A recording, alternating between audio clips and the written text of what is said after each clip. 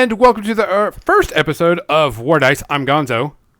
And I'm John from WarBudgies. And we wanted to say that we were really interested in doing this. A lot of people have been asking for a podcast on Warcaster. And I was like, I know the perfect person to do that with. And because he's like the community person for Warcaster, which, by the way, being the be-all, end-all of Warcaster and everything else, you're doing something really cool in November. What are you doing in November? In November, we are actually doing the capstone to the Jericho Reach campaign. So Jericho Reach Season 2 kicks off at the end of this month in August, and it's going to run all the way up to right before Warfare Weekend. And then at Warfare Weekend, we're doing this big narrative-style, really cool custom rules campaign to see if we can bring down the Lawgiver flagship. Which, you know, Aysa is going to win. We already know that, so that's not a big deal. Oh, it's totally safe. Yeah, Aysa is going to take everything this year. But you're also going to be running all this stuff at Warfare Weekend, all the Warcaster stuff at Warfare Weekend, correct? Yep. Yeah. So, a little bit about me. My name's Gonzo. I run the More Than Dice Network. The More Than Dice Network, I'm one of 3 people on the More Than Dice podcast. Myself, Kathy Wapple, and John Spencer. We do our podcast every Sunday. We do it live on Twitch, where we paint, talk about stuff. Currently, Kathy is on hiatus, and so we have special guests on every so often. Also on the More Than Dice Network, we also have the Minority Report, which are great guys. We have the Tried and True podcast that it's on there, and also oh my gosh, my name's blanking. Boker Brawl. Their podcast is on there now. So if you're interested, besides what we do here, you can find all that stuff over there. John, tell us about your WarBudgies. Like, nobody knows about it, right? Right, so I'm John. I run the YouTube channel WarBudgies. We mostly do narrative battle reports and just kind of goofy content, whatever we feel like. Picked up Warcaster, I guess, towards the end of 2020, and produced about 14, 15 battle reports since then, along kind of a narrative theme around this world that we made up called Jericho Reach. And really looking forward to continuing that this year with another 10 episodes between now and November, and we'll see where it goes from there. You were actually on one of the Prime casts for Jericho Reach, weren't you? Yes, we recently... Privateer was very cool and brought us on to show off the source book that we wrote for Jericho Reach and then to talk a little bit about the campaign. Nice. So for our episodes, we're going to do it a little bit different. We know that everybody knows, for the most part, what the game is and how it's played, but the one thing that we wanted to do is our first 4 episodes are going to be list building and why we took it. I know that some people know I'm more of a tournament, and I don't want to say non-casual, but I'm more of a tournament player, so I build lists to go to conventions and go to tournaments. And so John builds more like what? John builds like a filthy casual. No, so I build almost exclusively either for narrative or for rule of cool or just what deranged thought runs through my head at any given time. Correct. So we thought that would be a really cool concept for us to do because we're not, I mean, we're all in on the game, but we kind of play in different concepts in our head. Right. But so our first 4 episodes are going to be about list building. Then we're going to talk about like terrain, community building, certain stuff like that. Which, by the way, if you're going to go to Warfare Weekend, we have a lot of cool terrain. We just got not only all the stuff from Death Ray Design that they sent us, but we have a bunch of stuff from Tinker Turf. They're actually wanting to give us more terrain, so it'll be even cooler. So we should have some pretty legit tables this year, which we all know is very important to Warcaster because an open field in Warcaster is a dumb field. And scenic tables are just awesome. Yes.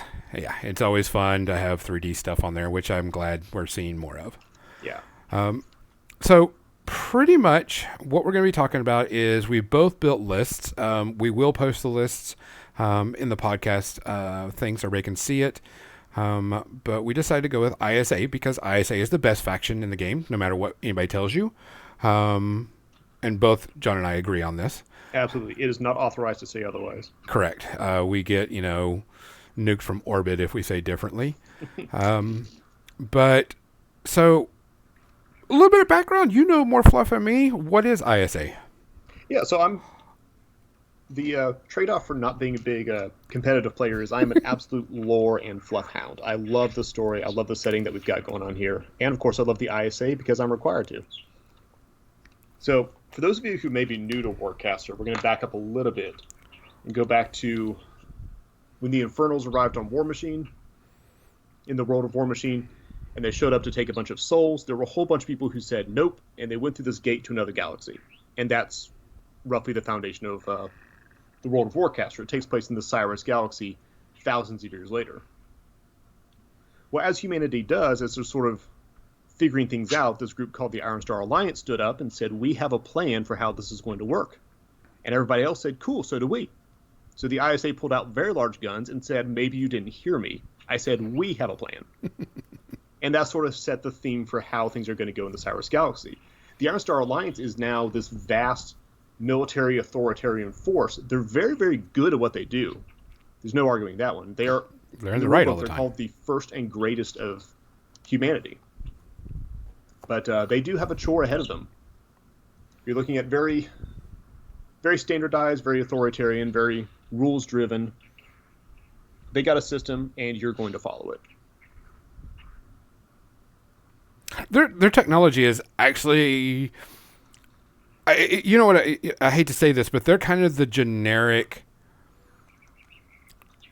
military authority type army. Best way to put it. Yeah. Their tech is really good, but not not beyond what everybody else is thinking, and it's not jury rig type stuff, or it's not piecemealed. It's you can tell this is like a mass produced army. Yeah, and the lore behind that I think is really interesting, because their stats are actually a little bit worse than some of the other warjacks. When you look at things like the Strike Raptor, the ISA doesn't have anything spectacular necessarily on their warjack stats, and they call them out in the Thousand Suns book as saying they have to mass produce so many of these things to cover so many worlds that they can't afford to be customizing them all. Which, by the way, I will say, if you have not picked up the Thousand World book, go get it. Oh, yes. That is one of the best books I have ever seen Privateer Press do. It is beautiful inside. It has good painting guides. I haven't read all the fluff. I go more to the stats right off the quick. But, I mean, it's one of their best books I've seen in a long time of any miniature game, because it covers everything. And it's got tons of equipment in there. And they have big 2-page beautiful spreads for the spaceships, and I love spaceships. Yeah, I did see. I thought it was kind of funny. Someone did say, "Hey, why isn't Privateer Press made a naval battle game?" And I'm like, I could deal with a Warcaster space battle game. Oh, absolutely. That would be insane. I would be ecstatic. I haven't seen a good space battle game, in a long time. That would be super awesome. Yeah. So let's go ahead and get started about this. Our list, which we looked at it, and what did you say my list was? I don't know if I can repeat the exact word on air. You can, which is okay. We can keep it under like 45 F-bombs or whatever. That's right. Okay. I will characterize Gonzo's list as a saucy list. But we did notice something that we both checked out. We both didn't take one model directly. And we're probably going to get blasted because of this. But probably. Neither one of us took the Siege Breakers. I'm not a fan of the Siege Breaker. What do you think? Well, going back to the rule of cool and the whole narrative thing, like all the things I took for my list were for a specific, more of a narrative function than anything else, and I just have a hard time visually fitting in the giant mech suit into kind of how I wrap my head around the army, and it's just a personal thing. I think it's a good model. It's got good stats and all that. It's a good all-rounder. I mean, it's very ISA. Well, my big issue is it takes up a slot. It does. And that's a problem. One model to take up a slot that, decent stats, decent weapons. I mean, they're, in my opinion, average to short range, 10 to 12. But it takes up a full slot. And I'm like, I just couldn't put it in there. I couldn't go with it. It just kind of, knocked me out on that. I like them best if I can plant them somewhere and just have them hold a flag and hold a hill. Correct. But I've got other models for that, Same here. I like my Warjacks to do that because they can stick around longer, type thing. So let's go ahead and go. Let's go. We both took Cadres. There is no if, ands, or buts to that. A unit of cadres are amazing. I don't care what anybody says. They're one of the greatest things. So let's go ahead and take, let's see. What's the first cadre unit you want to talk about? First one to talk about. Actually, speaking of holding ground, we'll talk about the Regulators first. Okay. First off, if you haven't seen the models for the Regulators, oh my god. Holy crap. Holy crap. This is a literal tank with a hammer the same height as he is. Yes. And there's 3 of them. Yes. Yeah. So these are the guys I like. The list that I made, I'm going to sidetrack a little bit because I do that a lot. The list that I made is really split into 2 functions. There's a whole lot of speed up front, and I like to use that early on in order to surge up the board and start messing up my opponent's plans. Mm-hmm. And then I've got these really slow, powerful tanky units that hopefully will drop in off gates as I advance up the board and just hold territory. And the Regulators are almost custom built for that purpose. See, I think of the same way. We just went in different routes. You took a lot of vehicles. I took a lot of, I took 2 units of tracers and 1 vehicle. So, I mean, that's kind of where we kind of have the both same idea, but we went through it in different ways. Because I also have a deep-seated addiction to interceptors that I am not interested in fixing. So what I think is interesting that we need to talk about before we get even deeper into this is we're not going to talk about attachments so much because we're not going to say which units have attachments. Right. Because there's no need to. In my opinion, you can just okay, we're going to put this attachment on this unit when they drop type thing. So it's going to be very nice because I will tell you that one of the things that I was super excited about with the Regulators was the Witch Hounds. Yes. Oh, man. I will blow up a Witch Hound to mess up you as quickly as I can. I do not care about those guys. They are so cannon fodder to me. I will let them blow up. And then drop a cipher to bring them back so he can do it again. Yeah, I'm just take this, get rid of it, don't care.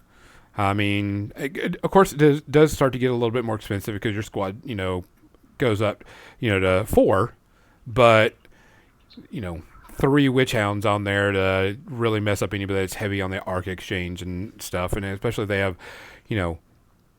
stealth models out there. It's an all-around butt kicker, in my opinion. Yeah. Other than that, now I did want to talk about since we did get a wild card hero attachment, which was the Quartermaster. I'm not too enthused about the Quartermaster. Are you? I'll be honest. I honestly really like the Quartermaster. I haven't tried her out much because I haven't painted the model yet, and that's mostly it. I'm just trying to catch up with Jericho Reach painting stuff. So her, Fenric, and Axel for Hire I know are really interesting units, but I haven't played around with them yet. My brain is working around this going, of course I'll have the model and be there because it's attachment, so I don't have to pay for it type thing in in the list building. But I mean, it'll make it where when you play on the table, do I need the Witch Hounds to, be cannon fodder and blow up, or do I need the Quartermaster to give me the extra little stuff that I might need? Right. So it'll just be kind of an interesting thing. But I will tell you, the Regulators, they're just so good. I don't care what everybody says. Of course, the models are amazing. The ability for, the Cadre, and they have thrusters when they're charged, so they even get better. Because their defense is low, let's admit that. Yeah. But their Void Hammer range to POW 5, when they hit, they're going to hit hard. On a mat 4, yeah. Yeah. They're going to hit really, really hard. I took 2 because I bought more outside of that, outside of the Cadre, because I really like them because I like pushing up forward, dropping a gate, and bringing out one of those, and then bringing out another one because they're just nasty beyond belief. Cool. So let's go with the rest of the Cadres. Tracers. This is one of my favorite units in the game. I can see that, yeah. Yeah. This thing is... Okay, they're super fast. Speed 8 is amazing. The rest of their stats are, average 3s. But moving that fast, having the flight ability, And then all the special abilities, they get +3 defense against fury attacks. I mean, that's great. It can charge other friendly units within 10 inches when it kills a model. And they can ignore cover when making range attacks. That's pretty legit, in my opinion. So they're actually a really good backup for what I normally use my interceptors for. Because I use those a lot in order to mess up point scoring. If it's the end of pulse round scoring, just jet them forward and try to sit on as many objectives as possible, or a contestant objective. And I can definitely see the more I get to use the tracers that they can fill that role as well. Just diving into the nonsense and getting up in someone's plan. Yeah, because I mean, they only cost 2 to bring out. They're super fast. They can fly up the field, and if you get lucky, spike with them, and their attacks become sprays, which is legit powerful in this game. I don't care what anybody tells you. Sprays they're just incredible. So I took 2 of those because I like flanking with those models completely and everything. What was the other? What's our other one? You did not take. Well, she's not part of the cadre. Who's the other cadre that we had on there? The major. Myra. Wait, no. Who's in the cadre that we were taking that you said you? Oh, the other cadre thing is the Jack. The headsman. Let's just say that this guy, in my opinion, is OP as hell. I don't care what he says. He is whatever you want to do, is insanely powerful. Yeah, I want him right in the middle of everything. I want him tuned up, and I want him just wasting everything in his path. Yeah, because it's just incredible, because if you look at it, where is it? His stats, I mean, he's speed 5, armor 4, so legit heavy. Basic stats, defense a little, a 3. It's a Jack, 4 health, but I mean, it can immediately attack after it's been attacked. It's got thrusters, the tractor cannon. Bonus. Yeah, I mean, you've got tractor cannon, which is great for locking down things, and actually, it can pull the model towards them. I mean, because it's got winch. Yeah. Heavy fusion blade, great, because that's always a good backup when it needs to go in there. But the Eye of Sorrow is really what makes this thing stupid. It is nuts. I looked at this, and then when it came in, I'm like, this has got to be wrong. Because this Eye of Sorrow, it's okay. It's like, it range 12, POW 6. That's incredible. Yeah. It's a spray weapon with a strafing ability. I mean, an arc booster, which, suffers -1 armor. And it can target warrior models without line of sight. Mm-hmm. I mean, with the intense background of the terrain for Warcaster, you set that thing behind a building, and you're like, whoa, and just shoot through the walls. You're like, you don't care. Yeah, he's definitely one of those, if you can put him in a good strategic spot, he can win you the game. Yeah. The model is, of course, really, really cool looking, too, to begin with. So, I mean, that's just another good thing to go with. That run right there, I'm like... That's just... I really thought that was a mistake when I first saw him. Going into that. And so the last one is the Regulator Reeve, which is pretty much, a solo that's pretty much about the same thing, but can really dish out some good damage. Because he can clear arc, which is really good. From models. I mean, clear 1 arc, but hey, I'll tell you, clearing 1 arc from a gate can really mess up your opponent. Yeah. What I like the most about him, though, is arc relay. Oh, yes. Is that he's someone I can actually put into the thick of it without worrying about them crumpling about like paper. Correct. Because, I mean, let's admit it. The Paladin Weaver, the Weaver, they can get crushed pretty quickly. Yeah. They're very good at their job, but they do tend to fold. Correct. And so, to me, this cadre is like a must-take, in my opinion, when I play all the time. 1, it's great. 2, it's got some, like it says, ISRO is just stupid. I mean, it's just broken beyond belief. I don't care what anybody says. It's just so much fun. And this is a real cool cadre because those models, super tanky looking, super heavy, so on and so forth, you can't beat it. Yeah. So let's go with heroes because you and I took a quite different variety of heroes. We did, actually, for very interesting reasons. Yeah. So the ones that we did take together, though, which was what? Voitek, Sudel? Yep, Voitek and Duchess. Yeah. Yeah, because we did take Duchess because I'm going to tell you that she's just awesome. But let's go with Voitek. Why did you take Voitek? I took Voitek mostly because he causes a lot of problems for your opponent, and I love that kind of stuff. Gate Jammer, Pathfinder, and Stealth means, for the most part, if you're smart about it, and I have a distraction unit nearby to keep too much firepower from aiming at him, I can usually get him up the board relatively quickly and just park him in cover, preferably up on elevation, and just Gate Jammer. Yeah. And everything becomes more difficult. There were so many times when I played at Adepticon, he was like number one target for a lot of people because of Gate Jammer. I mean, Plus, the model is amazing. Yeah, it is. But I mean, I would just run him. I was like, I don't care if you shoot anything. I don't care if you strike anything. Just get into a spot, hide, and screw up their gates. Yep. Because I mean, in all instances, that's the best way to hamstring your opponent. It's like, I put 4 on here, and okay, so Gate Jammer goes up, and then I have a model that can strip. So now you're down to 2 on them. So to me, he's a must-have in my list, and so we both took him, which is really, really good. What were the ones that you? Okay, let's go. We both took Duchess, which that's in my brain. If you're gonna play any, type of vehicle, you got to put Duchess on there. Absolutely.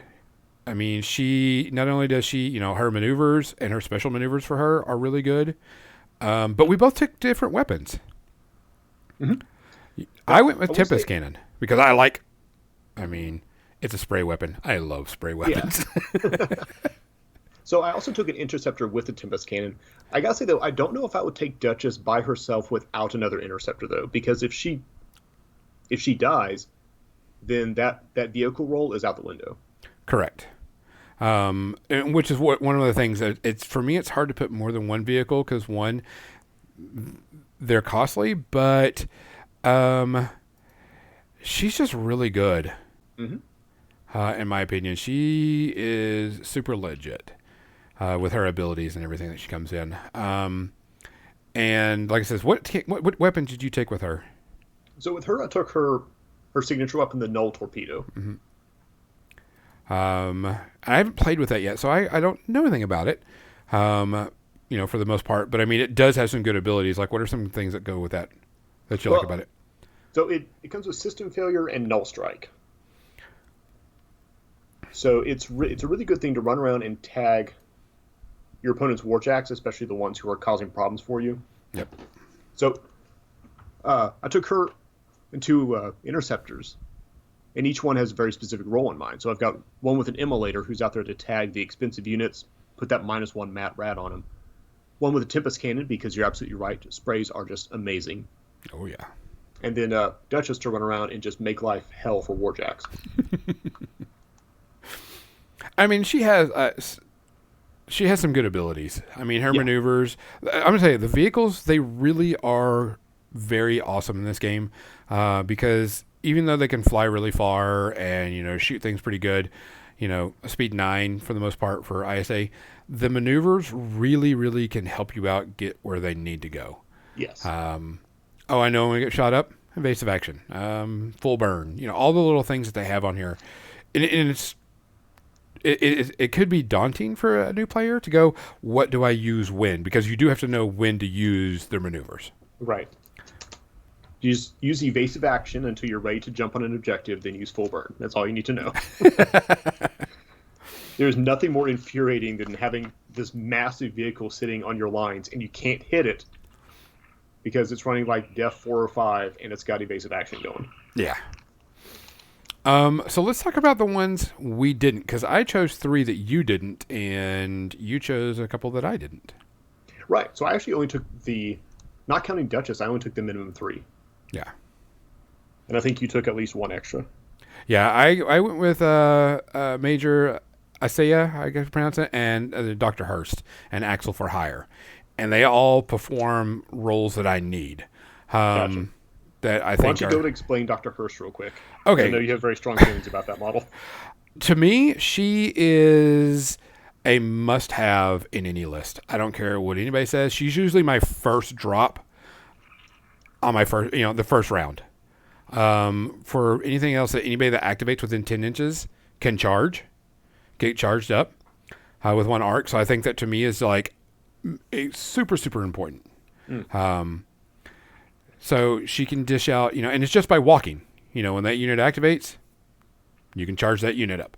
And she's usually charged up all the time because, she can spike to get, to clear arc from things. Because I'm going to tell you right now, the hardest thing for a lot of people I've seen to get around is the arc, and you have a very limited supply. Yes. And that limited supply gets burnt very quickly, very fast. Especially in a full battle force, yeah. Correct. So to me, she's just like a 100% take just for her arc amplifier, arc exchange. And you can't help it, but a Psycho Relay lets you hold up to 6 cards is pretty important to me. Mm-hmm. And she's, like I said, she's usually, whenever I lay my first models out, she's number 1. That's who she comes down right off the bat. And she's just got so much going for her. Yeah, she's a character, so when she dies, it's over, but you put her out and hide her and put her in a good spot, first round, done, you're okay. Yeah. So the funny thing is, all those reasons that you just gave are exactly the reasons why I didn't take her, and I usually don't. And there's a 2-part to that. First is just because I'm a narrative kind of player, if I'm told anything is a must-take, my first instinct is to not take it. Correct. Because I don't like being dialed into stuff. But the couple of times that I have played around with that model, my issue with it is she's immediately a target. Correct. She's public enemy number 1. So I either have to stash her when she first comes out, or I have to bring her out later when things are already well underway, and her ability is not that useful at that point, because I've already allocated most of my arc, and hopefully stuff isn't dying. So I actually very seldom actually bring her to battle. She's usually, like I said, my first drop no matter what, just because she's got so much going for her, and she helps out the game so much. Type thing. She's definitely a winner. Oh, I'll give her that much. Oh yeah. Type thing. So what was one that you took that I did not take? I don't think you took Voss, did you? No, I did not take Voss. So let me just say I love Voss, and I didn't think I would, but after I've had more profanity directed at my Voss than I think any other model in my army. And it's simply because of Void Jumper. It is very good. He's, I believe, speed 7, I think. I'm going to verify that real quick. Yeah, it is. Speed 7. Okay, so yeah. So he's speed 7. He is one of my first putouts. And in this list, the first people I'm going to put on the board is going to be Voss and Duchess. And that's because I want to get up that board, and I want to be messing up my opponent's plans as fast as possible. And Voss, he starts off 5 inches in, he can run up 7 inches. God forbid if someone shoots and hits him, then he just spikes, ignores it, teleports another 8 inches up, and I usually take the opportunity to stash him into cover. And then on his next turn, run another 7, drop a gate. And see, what you're saying is the exact opposite of why I don't take, because Voss was a major target for me whenever I was playing in the tournaments because of that ability right there. And it's like, you've got to get him, and you got to kill Voss and kill Voss now. Yes. And so I found out that, okay, I think I might be able to, try something a little bit different with him. But yeah, he's still legit. Let's not go past that. But there's just something, he's a bugger, best way to put it. That is our diplomatic, polite euphemism for the day. Yes. All right. Who else you got on yours? I took Axel for hire. So, Axel for hire. one of the things playing that I noticed is there's not like a huge amount of long range weapons on ISA. We get 12, 10, so on and so forth. And our longer weapons come in on our jacks. And so Axel for Hire is one of those solos that just really stepped out for me. I mean, 14-inch range. Mm-hmm. I mean, he's speed 7, 14-inch range, POW 5. I mean, he will, he'll knock anything. And, when he attacks something with that's charged, he gets 2 power dice on top of the attack. Yep. Which is legit. So he can actually target jacks and start, knocking jacks down pretty quickly. He is what every Marcher Ranger wants to be when they grow up. Correct. And that's the reason why I took it, because I look at the Marchers and I'm like, man, those Rangers are nice. I wish I had something like that. And I do. Yeah. I have... His name is Axel. Yeah, Axel. And so this was like really good. I mean, he's got good abilities. He ignores terrain penalties. He can, use his Clips Drive, which is great because then you can activate him, put it on there in Clips Drive, activate him again next round. And he can, after he range attack, he can hide back in cover. So I mean, he's got what I need for like sniping out those Voss that are a pain in the ass, type thing, and just really nailing those far targets. He is a professional. I got to admit that. Model's pretty cool too. Yeah. Which I didn't know if you saw that his card has an actual new symbol on it that we haven't seen before. Yes. Which leads to a lot of questions about this whole Lost Legion business. Correct. Who I was hoping was just going to be a bunch of budgies in mech suits, but apparently that's not a thing. Yeah, no. It's not going to happen. It's not going to happen, no. Which is kind of interesting. Actually, I'm looking at his model right now on my desk. I've got him primed and he's on the painting queue, but I'm really looking forward to trying to figure out what color scheme to even do for the Lost Legion. I have no clue either. I think I might just do a dry brushing technique on him, metal dry brushing, just to make him, look fully robotic. Yeah. Type thing. So, speaking of models, the last hero I took for the most stupid reason imaginable. Okay. I took Baron Morgrave.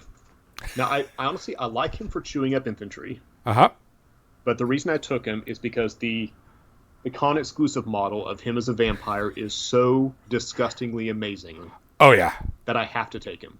Yeah, that model, when I went to Adepticon, I skipped every single booth and made sure I went to Privateer Press's booth and picked that up right away because I was like, that's a legit awesome model. It's on my painting table. I haven't painted it or anything, but that's a legit model. Yes, and the fact that he's really, really good at cleaning up infantry like that is just a bonus. Oh, yeah. He's solid. Yeah. My last one that I took, because I took 4 heroes, not counting Duchess, was Major Drayce. I really like this model a lot. That has so much. You can charge it up for 1 at the start of activation for free. You can it automatically removes 1 point of damage because they got she has 3 health, and then the neural web commands are just great.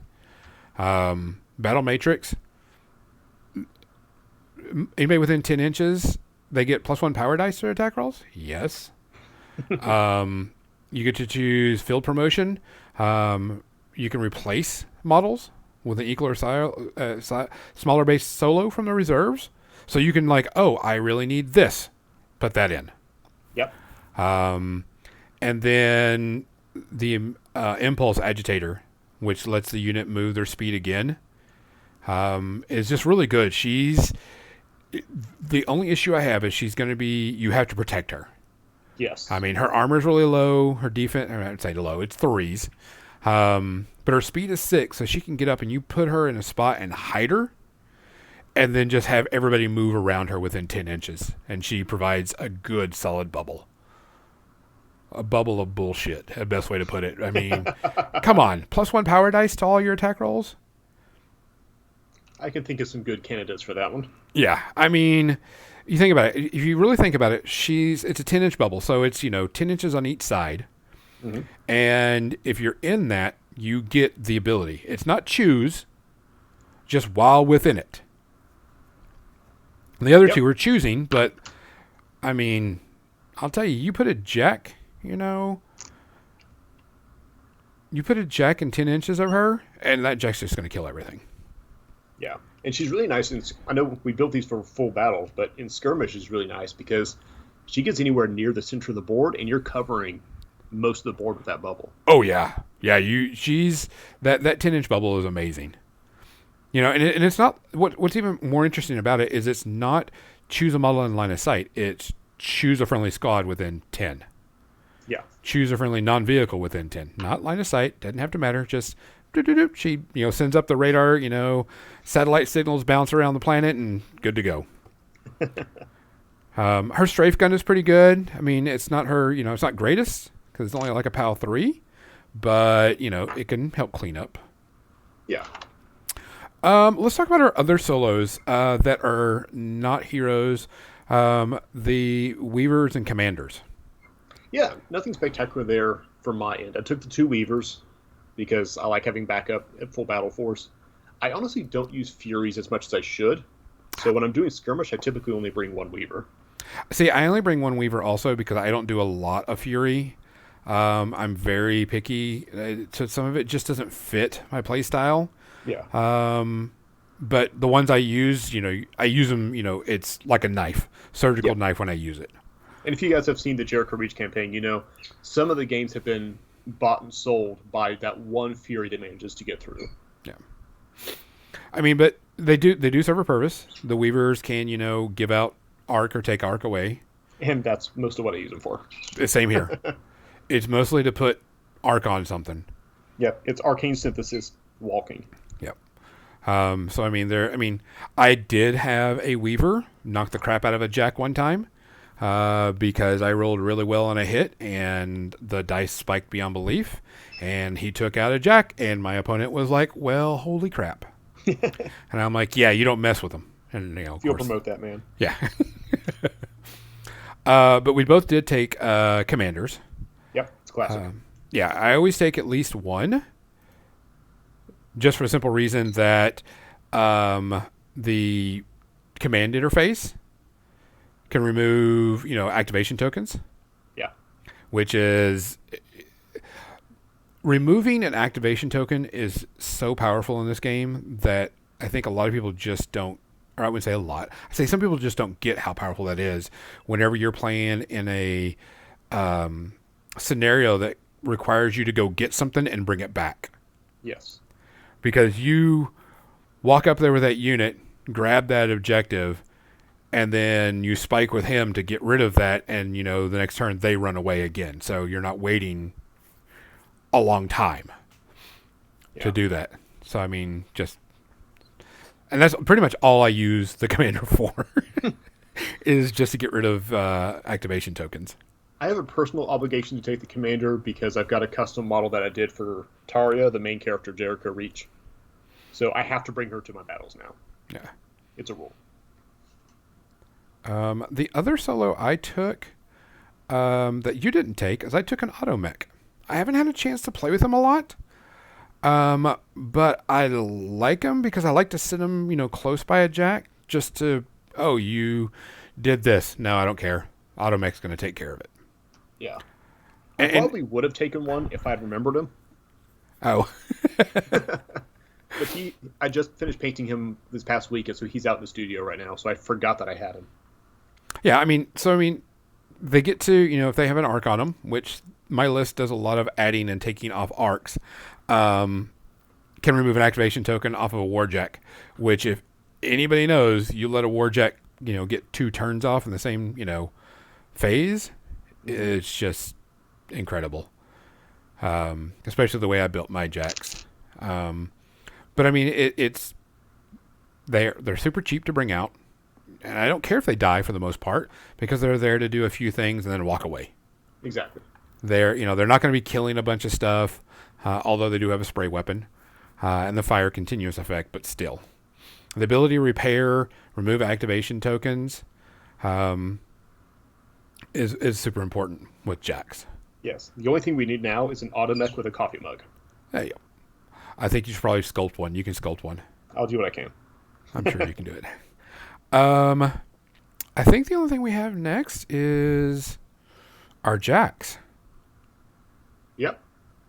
Because what did you take that is out of that I did not take? So I took my stock, the stock ones I used for the battle reports for the most part. I got a Morningstar. He's packing sword and shield, starburst missiles, and a pulse cannon. And he's just, almost all my jacks are good all-rounders.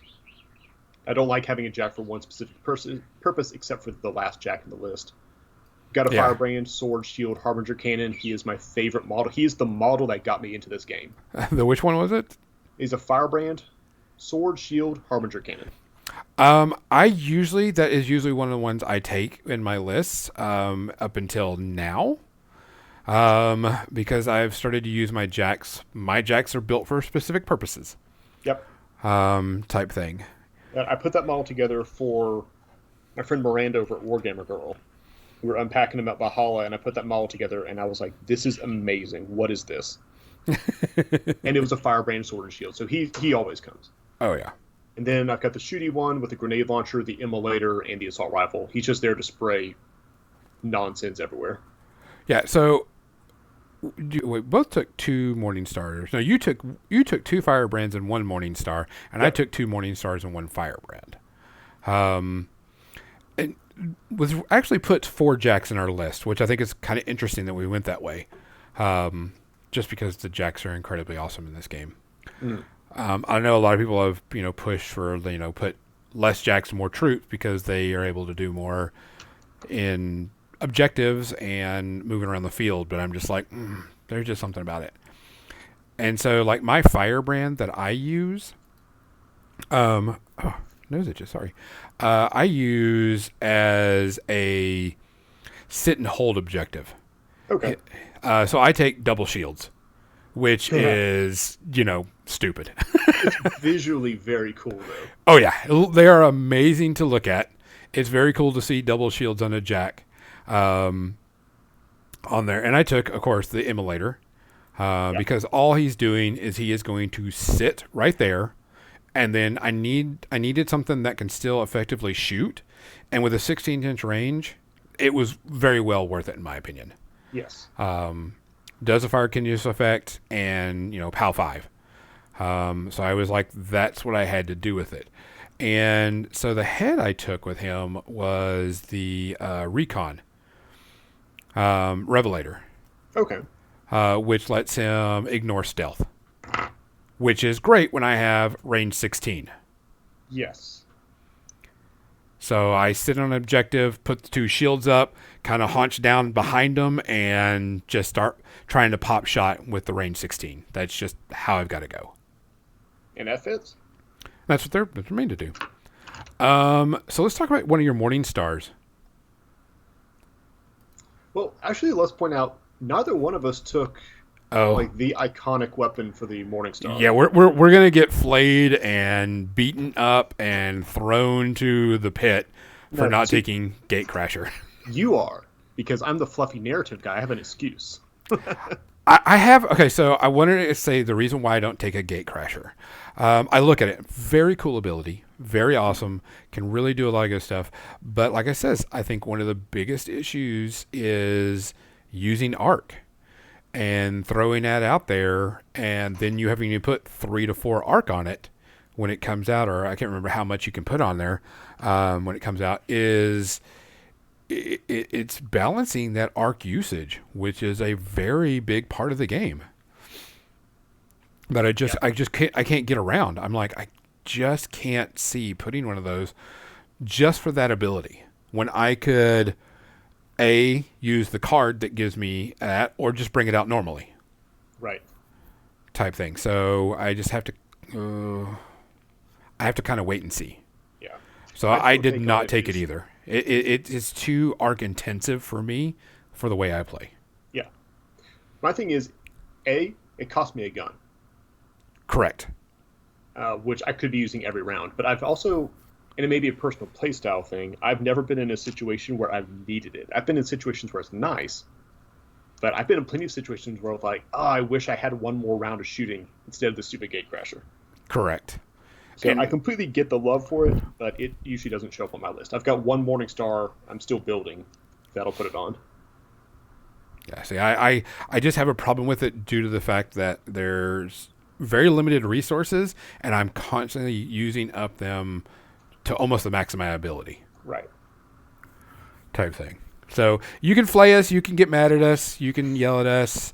When you see us at conventions, slap our hands, say bad Warcaster and slap our hands and walk away, and then we'll be happy. But I'm not a fan of the Gatecrasher, even though it is a very cool thing to use. Yeah. I think it's very cool, but I personally just don't use it. Yeah.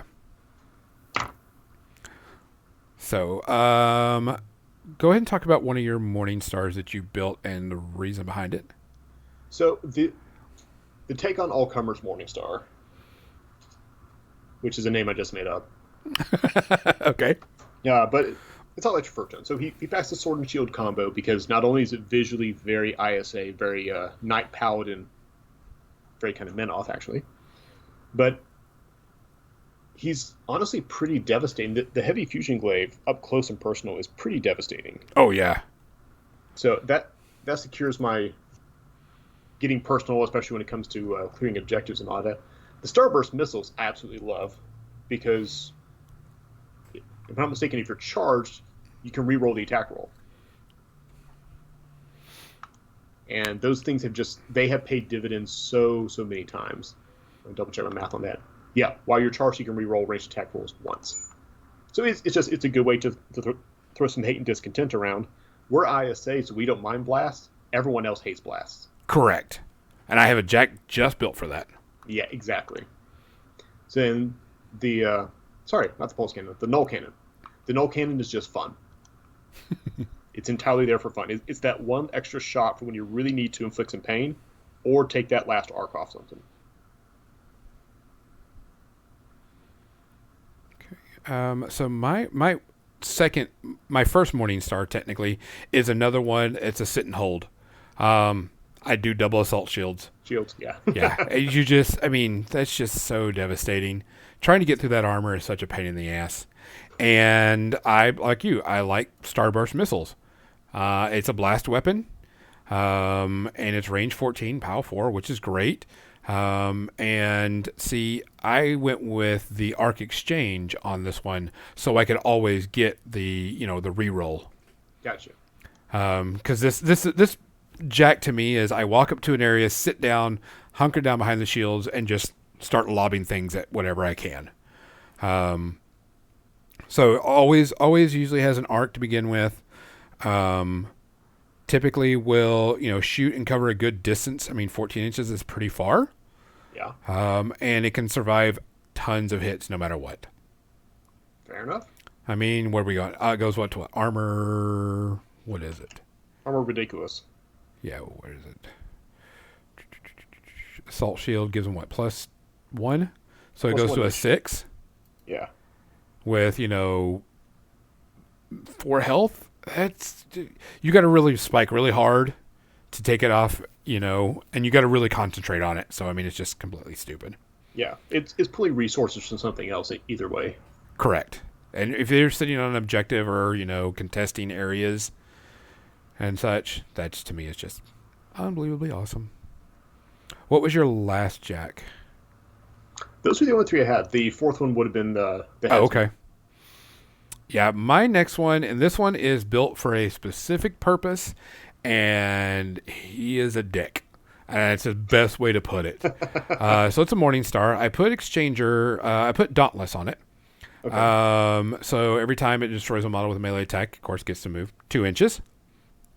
This Jack really did a ton of damage in 2 of my games at Adepticon because I got him up to a bunch of troops, and he was just trying to push out things like crazy. And this Jack just wrecks everything. Nice. So, with Dauntless, we're able to, move 2 inches after an attack is resolved. Lets him just chop suey everything. And my favorite weapon, of course, Maelstroms.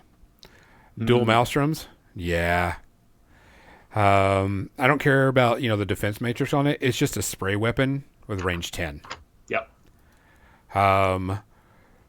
So it just is even better than that. And 2 fusion glaives. How can you not go wrong with fusion glaives? You've made a lawnmower, good sir. Yeah, I mean, plus the model looks really cool with those 2 Maelstroms and the 2 fusion glaives. Yeah, I think I posted a picture of that recently, but I really, really like that. And combined, I can't remember the name of the Cypher card, but the one that lets him attack everything in his melee range, not just one model, so he can pretty much cleave. Yeah. He just wipes out troops. So I cleave, you're going to kill a troop. Move 2 inches, cleave again, because it lasts till the end of the turn, I believe. What was that card? The Cypher card? Yeah, it should do. Yeah. Yeah, the end of the turn. And so it gets to attack, and then besides making 2 big sweeping attacks, you got 2 sprays. Yeah, it is a very close, it is meant to be a melee beat stick, but I've seen them do too much work that just makes me too happy. Yeah. There's nothing. I felt bad for my opponent at one point because he had brought out 2 units right at this one gate and just had them all packed in there. And then he had another unit off to the side, and I walked in with a jack and swept with the first weapon, killed all 3 of those guys in the unit, walked forward 2 inches, swiped, kill all of those, and then did 2 sprays. I think I killed like almost 9 to 10 models in one turn with it, and I was like, I looked at him and he looked at me, and we went, "Damn!" This and he's is what like, it feels like to be the bad guy. Yeah. I was like, man, I was expecting that, but not that much, Yeah. But I really liked it. It looks really cool on the field too. There's something about those heavy fusion glaives that just like balls amazing. Yeah. They're glorious. And I think that's pretty much it for our list that we took. But something that we did take and we wanted to talk about, because this really doesn't get talked about a lot in list building or people that talk about, is the rack. Yeah. Because this makes or break your army quickly. One of the things I learned playing, I don't know if you've ever heard of this, is not having cards in there that let you do things that you're forced to use in the game, like remove a unit from the board. And you can use the card instead of using the ability that you do, type thing. I found that to be where you had to be really, really careful on that. So let's go with what we kind of took. Let's go. So you have first your, overdrive. We only took one. We actually took 2 that were the same, which was look at our list. Ascension Catalyst and Impulse Inductor. Inducer, yep. Inducer. And I know I was just talking crap earlier about things people say are must-takes, but those 2 cards will make it into every list I play. Yeah, I mean, like I said, the ability to remove an activation token is important. Mm-hmm. And then the ability to give your Jack +2 speed and flight. Yeah. Those are kind of crazy. The one that I took that you didn't take was Kinetic Accelerator, which is the one that lets me make a melee attack against every enemy model within the weapon's range. And that makes perfect sense tailored to your Jack. Correct. And that's the reason why I was like, that one to me is just amazing. The 2 that I didn't take but you took was... So I took the Devastation Optimizer, which it gives a friendly Warjack tune-up. And that's because I've been so jealous of the March of Worlds Combat Engineer just slapping tune-up on everything. Just that little boost to all the stats is glorious, and I want it. So that's going in there. The other one is one of the ISA-specific ones, the Retribution Intercessor. And this ties into the whole idea of advancing up the field quickly and then trying to hold one area. And basically what it means is if someone kills off a warrior model, a friendly warrior model within 5 inches of this Jack, the Jack can then move 3 inches and make an attack. So it's a retaliation thing. So the thought, at least, is to park him near an objective that the squad is holding, and then he's the Overwatch reaction force. So if someone shoots at the squad, hopefully they miss, but if they hit and take somebody out, the Jack immediately responds. Gotcha. Let's see. Let's go to Fury, because we both kind of agree that we don't use Fury a lot. Not so much, no. To me, it's just not my shtick in ISA, especially since we like to kill things that like to use ciphers. We did take one of them. What did we do? Take two that were the same? No, we only took one that was the same, which is the... Which one Explosion. was it? Yeah, Instability Equation, which I think is important because it's a blast type thing, hitting and then hitting other people around it. Yeah. Which is always good for wiping out troops. Since and everything. If you're new to ISA, do not be afraid to go danger close with your blast weapons. You have the compound armor, your opponent doesn't. So if you need to shoot a blast into close combat, do it. Oh yeah, just go for it. Don't care. Yeah, blow things up. And I thought that one was kind of the one that was really good for everything going in that. The other one I took was Cryo Lock. And I really like Cryo Lock. Of course, if someone's immune to, cold damage, it's not going to work. But giving something an activation token is pretty legit in this game. It's pretty good. Especially when you're like, oh, I need to get here, and I know that model's coming towards me. I'm going to lock it down. The one that you took, another one that you took, which was what?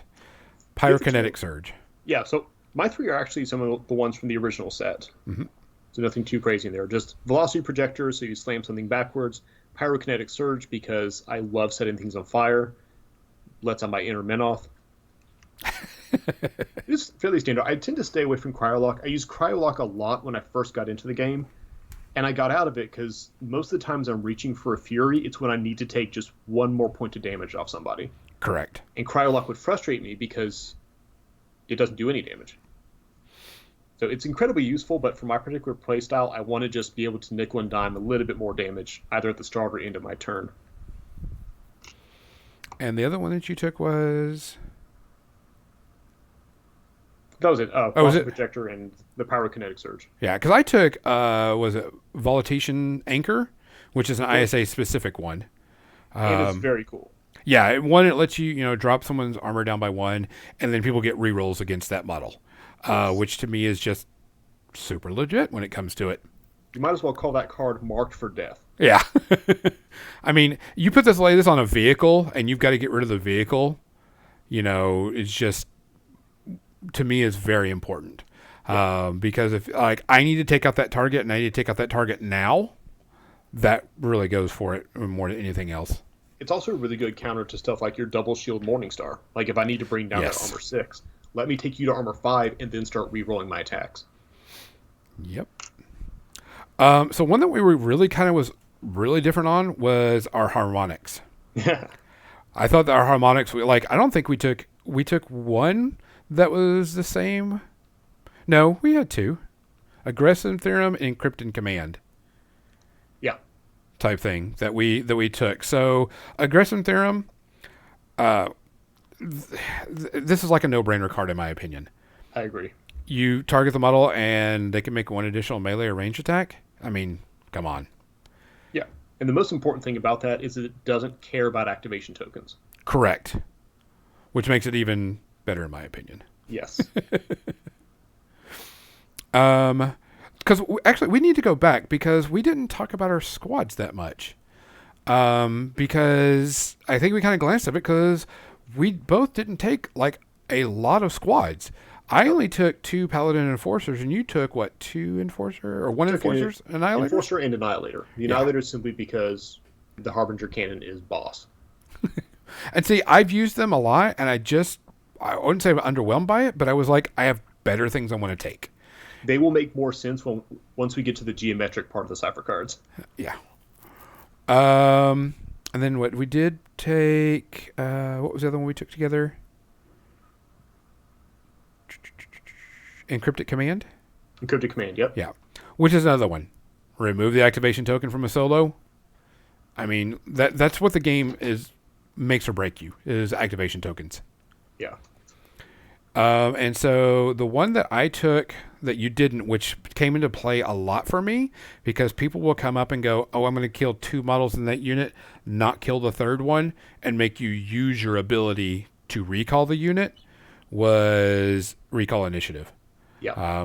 Which should be, it just makes that where I can get rid of that and bring them back up to full when I need to. Which was very important when I was doing tournaments, that because a good opponent, like, I'm going to kill 2 of those models and either force you to use the ability to, take that unit back, or a card, and I would rather use a card than use the ability. Right. What was the other one that you took that I did not? Well, the other easy pick for me was, we'll name some of these, the Psychodynamic Infuser, which just takes the activation token off a vehicle. Yeah. But you're vehicle heavy, so that's important for you. Yeah, it's just a practical choice. I normally don't take that one unless I'm packing 3 vehicles. Yeah. And I only have 1, and it's a hero, so I don't care to take that one that much. Right. My one that I take, and I think this is a must for me, especially if you get on first turn. It is so devastating to get this on first turn, because if you get on first turn, you play this card first in the game, and you have a gate so you can bring out more troops the first round. Ladies and gentlemen, the card, the myth, the legend, Eschatonic Well. 100%. I see, when I pull this card out, my poker face goes away. I'm like, oh yeah. And my opponent's like, you got Eschatonic Well, didn't you? I'm like, yeah, and I'm playing Eschatonic Well now. There's a gate, and there's the Fury on it, or Arc on it, I should say. There's my Arc. And at the end of this turn, I'll be bringing out a solo and a troop, or, a troop with some attachments. Yeah. This is just, because I thought about this, because someone says, well, you can play Eschatonic Well and Gatecrasher first turn, and I was like, yeah, but that's just a ton of Arc already gone. Yeah. All my Arc would be gone right then and there. And yeah, you could put a bunch of stuff out and you can be ready for it and have a lot of good turns. But getting this out saves for what I need for next round. Yep. Because I'll play this first, my first card of the turn, which means at the end of my turn I get to bring out a gate and put Arc on it, and then I get to put out, or I can put out troops out of that, and then put out a gate and do what I need to do. So it lets me balance my Arc a little bit better. But I get so giddy when I get that in my hand first round. Because if you get it in first or second round, it's really, really powerful. Yes. After that, it's kind of you just play it up. Not by ear, but by, where do I need a gate now? Right.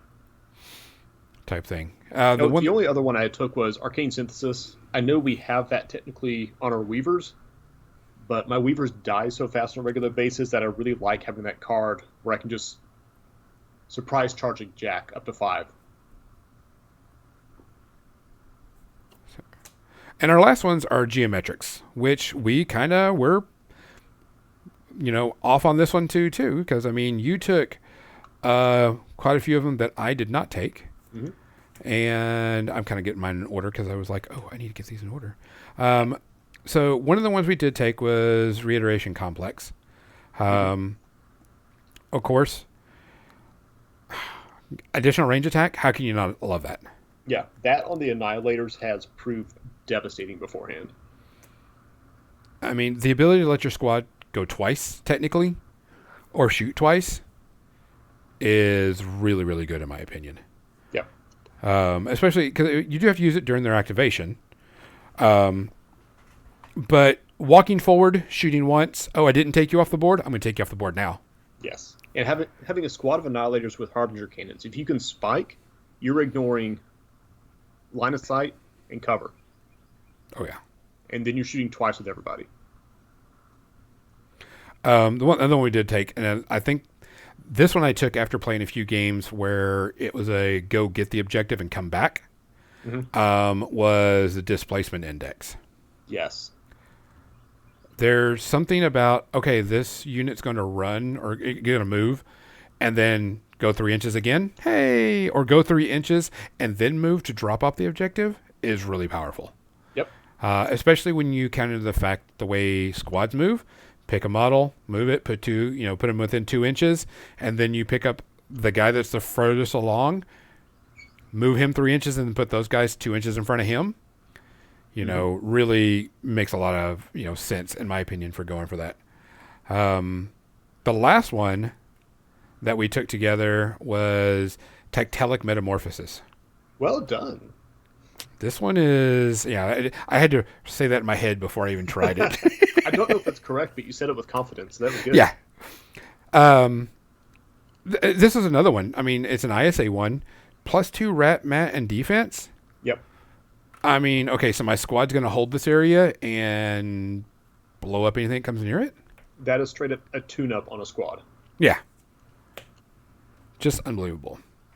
Like I said, I think that's another one that's like a must-have. What was the other one? Another one I took that you didn't take, or one I took that you didn't take was Temporal Cycle. Yep. Which I guess is another one. Remove an activation token from a squad. And the reason why? Objectives. Or getting into the place I need to get them into. Mm-hmm. Like I said, I think the game built around a lot of I've activated, nothing I can else activate except for a solo, and so I'm kind of, pooped. So right. Playing these really helps out, especially in tactical objectives and getting around things that you need to get to. What was the one that you took that I did not, which was another ISA one, wasn't it? The Consecration Directive. It's my personal favorite for if I have to hold a spot. And it's for a squad, it adds +1 power die to all your defense rolls, and when you're missed by an attack, you can retaliate with either melee or ranged. Mm-hmm. And this is another one. I'll slap on the Annihilators if I have the chance. And especially if they're in cover, odds are they're going to get missed, and they can immediately just start shooting back with those ridiculous Harbinger cannons. Yeah, I actually, one of the events I went to, I was playing with it, and what's our guys? The Defenders. I put that on the Defenders just for, shits and giggles. I was like, all right, these Defenders, because we didn't have the Cadre back then at Adepticon, so I took a unit of the Defenders, and I would put them somewhere and just go, pink, here we are. Mm-hmm. And sit them behind something. I put this guy, I knew he was coming for him, so I put that card on him. So I'm like, okay, I can't shoot you back or hit you back because you're just going to shoot him, but still. Yeah. The ability to do that just makes it worth it. And the one that I took that you didn't take was Devotion Paradigm. It lets me, return one non-destroyed attachment model, so it lets me put things out. Mm-hmm. It was kind of one of the things that's ISA, and I was like, okay. It just kind of lets me kind of get a little bit where I need to go, without having to do anything. And of course, it's not attachments, but if you really think about that, it's any squad. Yeah. So you put that on, enforcers, regulators. Yeah. Anything. Honestly, it's a really good alternative to recalling a unit if someone does whittle it down to 1. Correct. Yeah, because if you think about it, you put it on a regulator that's, 2 health and beef coming back. Yeah. Type thing. You know what? We did talk about 2 of our attachments within the game, which was the Witch Hound and what's his face? Quartermaster. Yeah. But we didn't talk about the Paladin Aegis. How often are you using him? So I bring him pretty much every game, because why wouldn't you, right? Correct, because it didn't cost you anything, or no slots. Yeah. I find I usually only bring him out in the first half of the game, because he's very useful. He's incredibly useful. He's got a good gun. He gives cover. But I find myself so arc-starved, usually in the last half of the game, that I don't want to use that extra deployment cost. Correct. I mean, his rules are pretty good. The squad gains cover, which is, anybody knows this game, cover will make and break whether you take down a squad or not. Yeah. Actually, I like his gun more than I like him giving cover. I like the cover thing, because that means I don't have to stick to the alleyways and the trenches. I can just walk him right up the field and go, I don't care. Try. Go ahead. I don't care. But yeah, his gun's pretty legit. Go ahead and talk about that real quick. So it's basically just the same as the assault rifles the other guys have, but it inflicts either lockdown or repulsion. However you say that. Repulsion. Yeah. It inflicts repulsion if he's... Let me get it pulled up. You got Lockdown and Force Ram. Force Ram, that's the one. Yeah. Yeah, so he can spike to slam at 3 inches, or just anything he hits ends up with the lockdown effect. So I've mostly used him to control someone's movement around an objective. If I need to shove them off the objective, or if I want to slow them down on their approach. He's just really been a champ. Yeah, I mean, that's one of the things I like. I mean, Lockdown is really good because, again, you hit and can do stuff. And the range is typical ISA, 12 inches. Oh, yeah. But the ability to slam people away, especially on objectives, are really good type thing. So, I mean, it's situational. I usually don't put them out a lot. So, he's one of the few objectives I don't see myself using a ton of. Yeah, I've got one model, and I probably won't be buying any more. But when he does come out, he typically does good work. Yeah, I think I bought 2 because, I mean, why not? Yeah. Just in case. I mean, it's pretty easy to do all this stuff. I mean, you're not buying a ton of models, except for, I'll probably buy 2 Cadres just because it'll probably be cheaper down the line to buy 2 Cadres than buy, for some people, to buy a Tracers and a Regulators, just buy the 2 Cadres. Yeah. Just because it's legit to have extra cool jacks and all the other stuff that go along with it. So other than that, I think that's pretty much our lists. We will include these lists in the show notes and everything, so we can kind of have it, and we'll kind of mark them out. Guys, also, we aren't the top-notch players. I play more competitively than John does, but we do make faults. We aren't perfect. And everybody's going to say, like I said, they're probably going to roast us for not taking gate crashers, and especially me. But I'm just not into gate crasher as much as everybody else. I enjoy what I like on this or anything. I think that's pretty much about it. We went over pretty much our lists and how we like to do them. I think we covered most of the models in ISA in one form or another. Correct. Yeah, because we did talk about the Witch Hounds, which I like. We talked about some of them. Oh, we need to talk about the most important model in the entire game that we completely forgot about, and it totally blasts our mind. I mean, how can we forget about the Mantlets? I knew it was going to be Mantlets. The Mantlets are like, most important thing. But you know what? I found myself using Mantlets at points where someone has removed an arc. So say I've put 4 and they removed an arc, and then I need to use 3 to bring out something that I need, and I have 1 on there. Why not bring out a Mantlet? Yep. I mean, if I don't have anything that's 1 point cost, why not? Don't leave an arc on a gate if you don't have to. Yeah. In my opinion. Because, I mean, what's the point of having the arc on there? You may want to put more arc on it, but I'm like, here's a jack, here's a Mantlet. Right. I'll say I originally didn't think I was going to like Mantlets very much, just based on I just wasn't impressed with much with them. But they've been really useful in situations where the field is open because they give you something to hide behind. They've been even more useful in situations where there's a lot of terrain and you can kind of barricade off somewhere that someone would normally come through. Mm-hmm. It's honestly been really fun. And the fact that they don't cost you anything for your force list made them kind of, I'm not going to say an auto include, but yeah, I mean, bring them. You can put 2 and, just to be out there. And like I said, like if someone takes and you don't have the ability to put, something out, a Mantlet is great. Why waste the arc on the gate? Right. Because if you don't bring it out when you need to, and there's 1 arc on that gate, I'm sure your opponent is probably just going to shoot it off really quickly. Yeah. And it's just, not a waste of time, but you understand what I'm saying. Hey. It's got to be there. Other than that, I think we covered pretty much ISA pretty good. That's good. We've been at it for a minute, so thank you all for being patient listening to us ramble. We did ramble, but I mean, that's just kind of how it is. Yeah. We covered pretty much every single model on ISA that we like. We did cover quite a bit of the wild cards. I think there wasn't much anything We didn't do Master Tolkien and Fenric, but I don't feel like they fit in Isa as much as I want to.